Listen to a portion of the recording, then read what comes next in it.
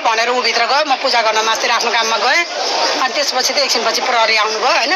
अनि यो सिल गर्दाखेरि हामीले सोचेनौँ उसको आचरण यति राम्रो थियो कि अहिले उसको आचरण एकदम राम्रो होइन, व्यवसाय गरेर बसेको राम्रो थियो।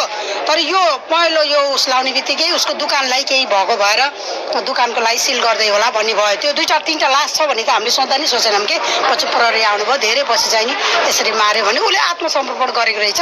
मैले मारेँ भनिदेऊ भनेर, कसैले भनिदेऊ भनेर कसैलाई पठाएको भन्छ, कसैले आफै गथ्यो अरे भन्छन्। यहाँ त्यस्तो कुरा भएछ होइन।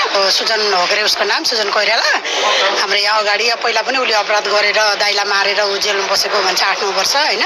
बिहा गरेको हो, बिहा हामीले नि एटेन्ड गरेको हो। त्यही केटी हैछ अहिले थाहा पाउँदा होइन। बिहानै 7 बजीतिर आउनुभएको थियो। 7 बजे थिएन, 6:45 जति भयो थियो प्रहरी आउनुभएको थियो। के भएको हैछ र भन्ने भयो। पछि हामी पूजासुजा आफ्नो काम नित्य काममा लाग्यौँ। पछि आउँदा त धेरै प्रहरी आएपछि हामीले चाहिँ नि यसरी लयो, उसलाई लयो। सुरुमा त हत्कडा लयो, अर्को केटा नि गयो, एउटा साथी थियो यहाँ। पछि उसले चाहिँ नि म त होइन भन्दै गथ्यो अरे। पछि अनि अर्को प्रहरीले यहाँ मान्छे मारेर 3जना, 2टा बच्चा र एउटा यस्तो छ भन्ने थाहा पाइयो होइन। उसको आचरण जेलबाट छुटेपछि